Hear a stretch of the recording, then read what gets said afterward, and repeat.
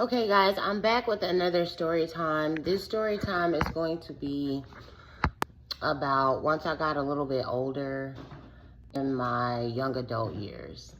And once I graduated high school, I had some time, a little bit of time before I went to the Navy. I went to the Navy a couple of months after I graduated high school. Right after I graduated, I had met this young man from California at a party. He was a nice looking man. He had dreadlocks like Bob Marley, real big dreadlocks. So we met and kind of kicked it off. He was actually into spirituality at the time. And, we didn't have a really serious relationship. We were more like friends. He was into metaphysics. I learned this because I couldn't stop thinking about him. Like, he was the first guy. He was the guy, he put a love spell on me.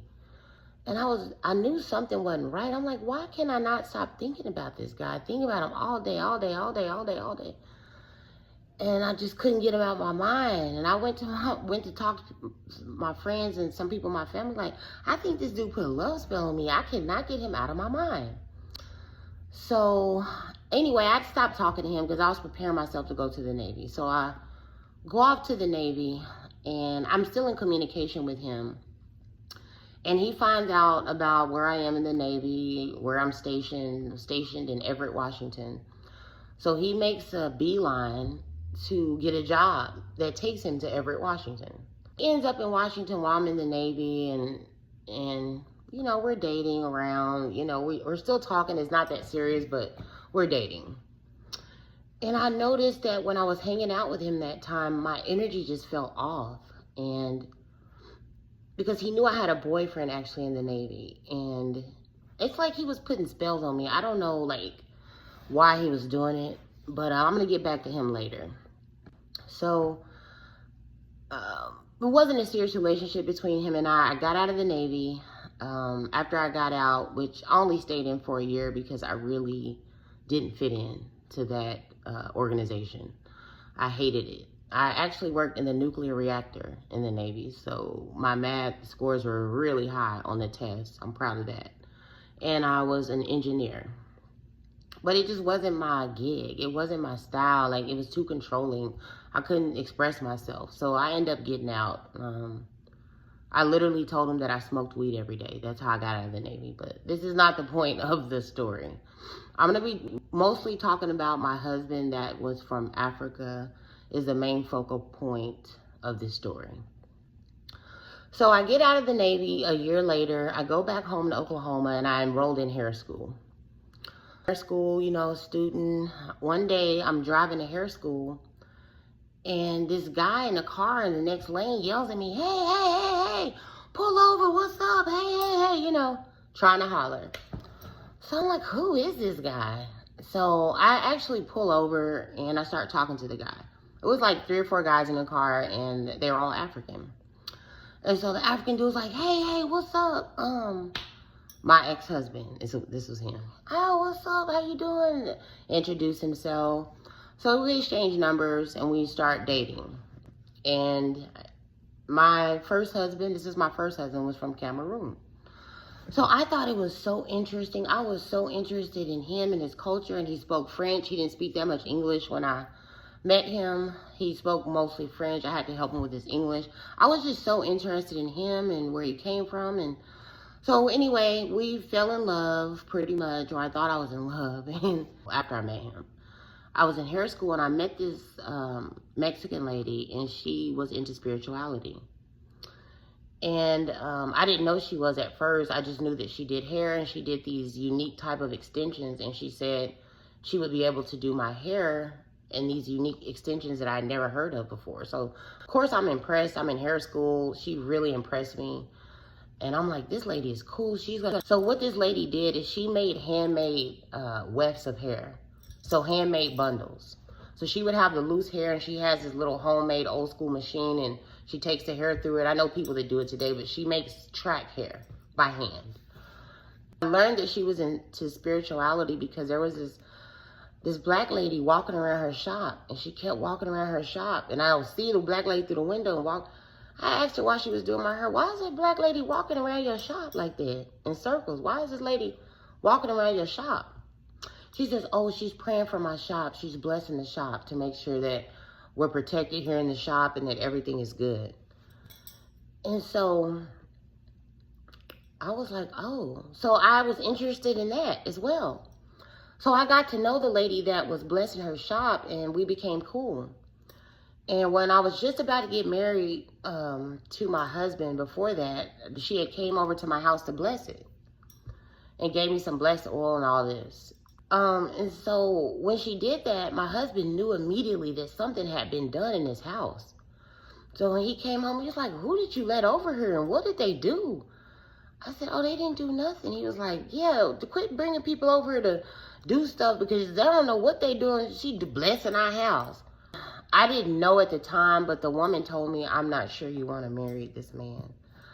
But I understood it later, like, yeah, because he's really into some really dark spiritual stuff. But I went ahead and married him anyway. We got married.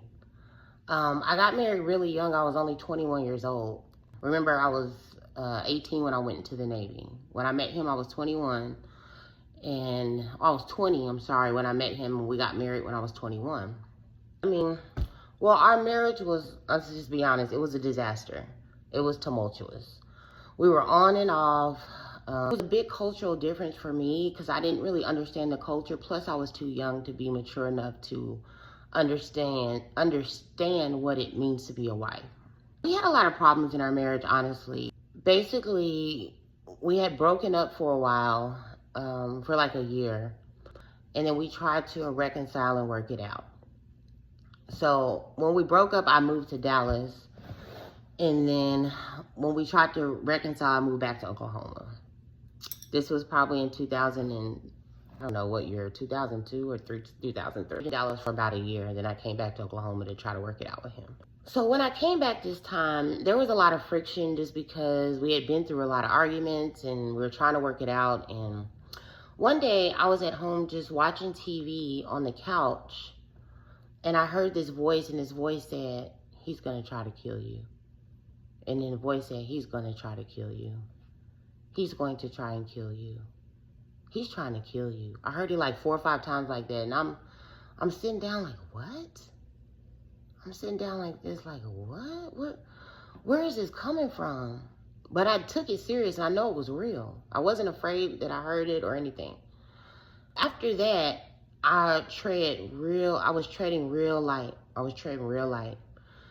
And I don't think I would eat or drink anything he gave me. Like, I would just avoid everything. And then one day he was gone because he was in medical school when we were married, and he wasn't at the house, and I was in the kitchen about to cook something. So I'm looking for things in the drawer, looking for stuff.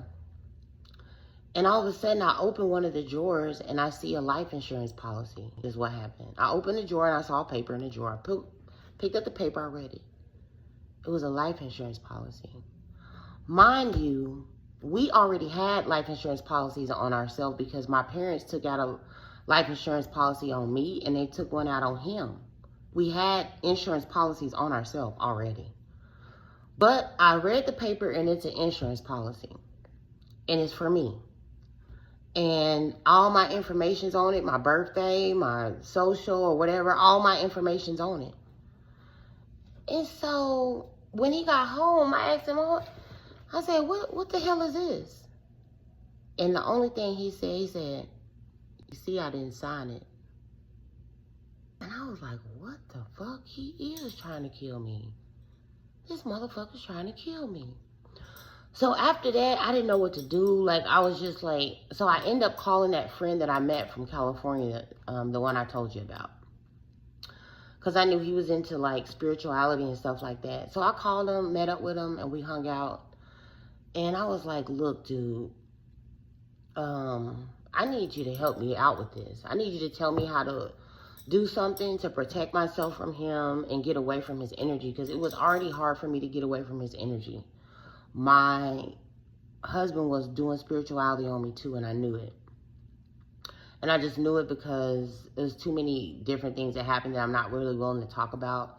because he comes from a very well-to-do family, a very high-ranking family in Africa that is a very, very, very wealthy. They're literally multimillionaires. I mean, I found pictures of him with crowns on his head with every jewel and diamond and sapphire that you can imagine, like a king.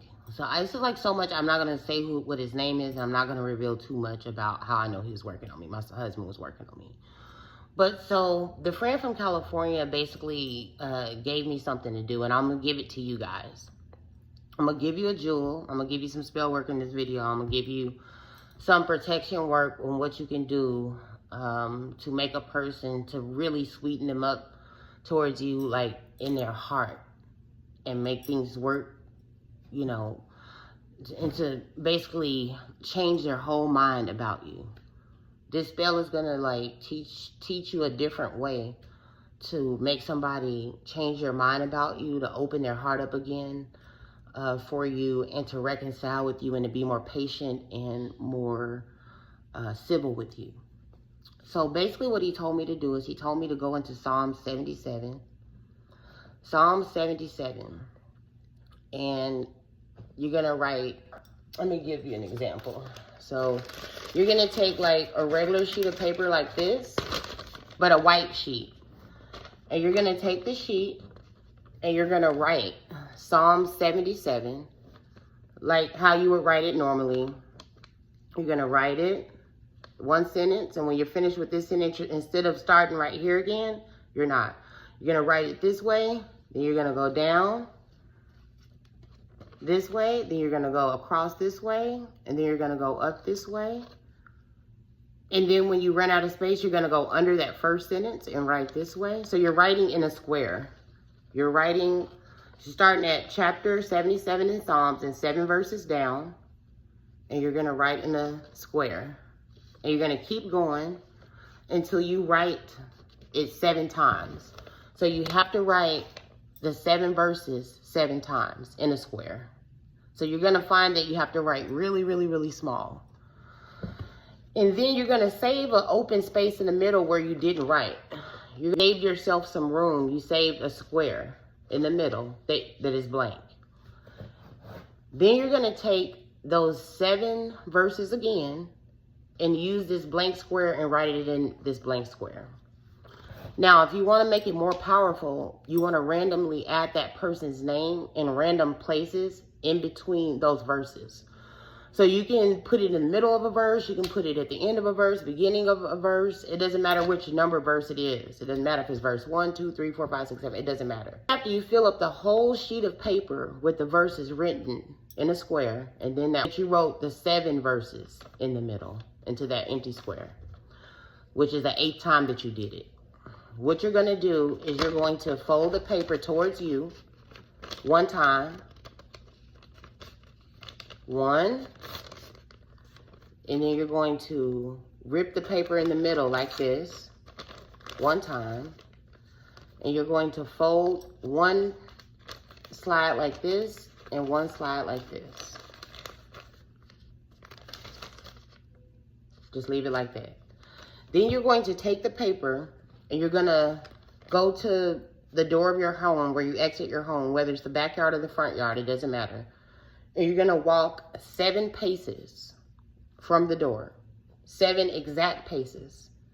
Wherever those 7 exact paces land, you're going to dig up a hole in the ground and you're going to bury the paper. Now, if you live in an apartment building, you can walk 7 paces from your front door and you can hide the paper somewhere where nobody will ever see it. So you can hide it behind like something mounted on a wall. You can have it, you can actually fold it up more than this if it needs to be smaller. Like if you need to make it super small, you can, because you live in an apartment, you can use like a light fixture on the wall. If it has any space in between it, you can have it real small and slide it behind the light fixture. I'm just giving you different ideas where somebody won't see it for a long time. Nobody needs to see it. And basically what will happen is that person will come back around and start calling you and talking to you and wants to reconcile with you. You don't even have to really speak anything over it when you do it. You can be completely silent while you're doing it. Let me just tell you, so while I was writing this out at home, once my friend gave me this, and I was just totally silent on the table, writing it out, had the Bible over here, writing everything out. Just writing it just how my friend told me, in a square, writing it in a square on the paper. He calls me out of nowhere. Like, mind you, he was upset with me. He didn't want to talk to me, and we were into it. And he never calls me while I'm at home to say, what are you doing? What's going on? But he called me. And when I answered, I said, hello?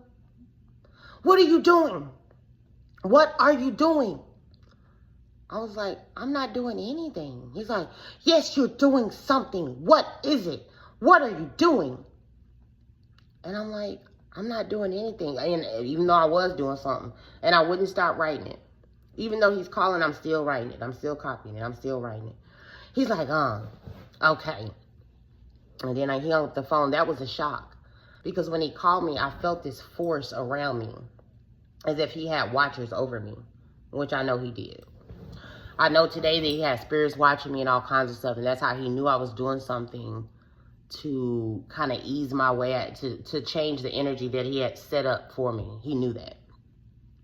Because he's really into high-powered systems and really high-powered magic. And basically, so my husband told me once that 7 spirits were entered into his body when he was younger to help him to succeed and help him to be successful in life. And his family did this ritual over him where he never had to practice voodoo like people do in Africa. Basically, the 7 spirits were put into him where he could just not do any rituals but still manifest anything he wanted to manifest, to help him get through school, to help him be successful, but, you know, I guess even manifest other things that he wanted. And that's how I knew. It took me years to break the energy that he had put on me. It took me years to break it. I had to learn so many things. I studied for years when I first started practicing. I literally read books for 7 years straight. I researched, and I read for like 7 years straight. I tell you, I'm still learning different things, but a lot of secrets that I've learned, that's a jewel. So anyway, you guys can use that. That will help you to reverse the energy so the person sweetens up to you. There's many different ways people do it, but that's one way that surely works. And again, this is basically something I did just to help me to buy me time to get away from him. But the point I'm trying to make is I had a point in my life where I was praying to God, and I said, God, why do I keep meeting all these people that's into spirituality? I don't want to meet these people. I met the guy from California. I met the hairstylist that was doing my hair, and she was doing some spiritual stuff. And then I met the woman that was blessing her shop, but she was on some spiritual stuff that wasn't just Christianity too. And then it was like my ex-husband was in the spirit. And I said, God, why do I keep meeting these people? I don't want to meet these people no more. I'm not into this. And I finally figured out, of course, years later, that I was also one of those people. That I was somebody who was meant to practice spirituality as well. So that's some of the things that may happen in your life if it is meant for you to practice spirituality, and you may not understand it at first, and you may wonder like why certain people come into your life, why certain things happen the way they do. But yeah, I understand it completely now. There's so much that I'm leaving out that I'm not telling y'all, not on purpose, it's just too long to tell. Just another story time that I wanted to give you guys. Hopefully it helps you with something. Hopefully you try the Psalm 77 spell that I gave you, and hopefully you it works for you, because it really does work. And thank y'all again for watching, and have a wonderful night. Bye.